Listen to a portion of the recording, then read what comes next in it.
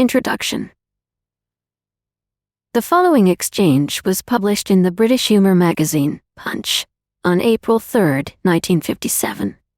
It is included here as an appropriate introduction and as a mental exercise to limber the mind for the material contained in this book. Question. What are banks for? Answer. To make money. For the customers? For the banks. Why doesn't bank advertising mention this? It would not be in good taste. But it is mentioned by implication in references to reserves of $249 million or thereabouts. That is the money that they have made. Out of the customers? I suppose so. They also mention assets of $500 million or thereabouts. Have they made that too?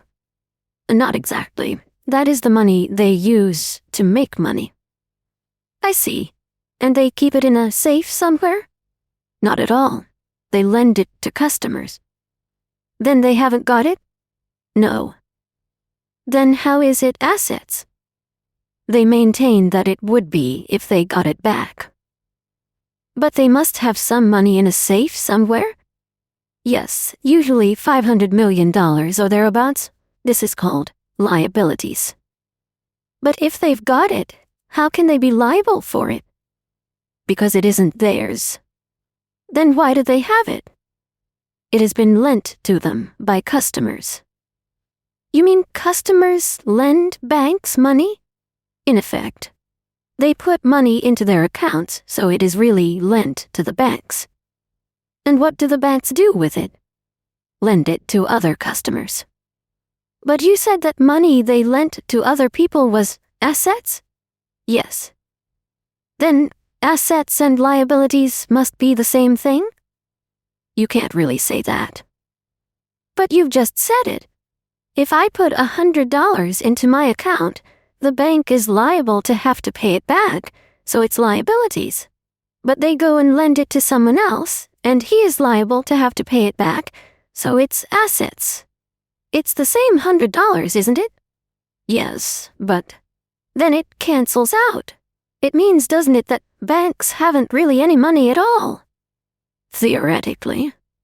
Never mind theoretically, and if they haven't any money, where do they get their reserves of $249 million or thereabouts? I told you, that is the money they have made. How?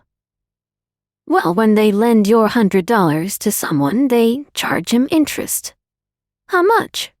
It depends on the bank rate. Say 5.5%. That's their profit. Why isn't it my profit? Isn't it my money? It's the theory of banking practice that when I lend them my $100, why don't I charge them interest?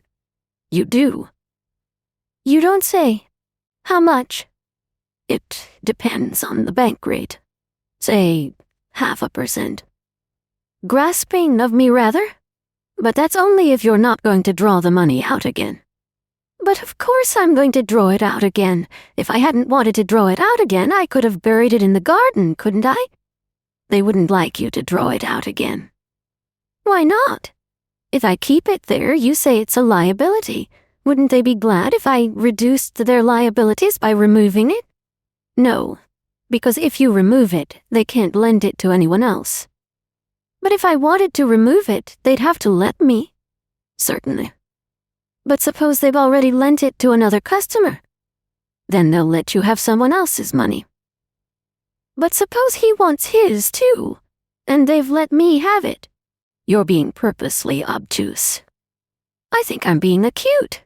What if everyone wanted their money at once? It's the theory of banking practice that they never would. So what banks bank on is not having to meet their commitments? I wouldn't say that. Naturally. Well, if there's nothing else you think you can tell me. Quite so. Now you can go off and open a banking account. Just one last question? Of course. Wouldn't I do better to go off and open up a bank?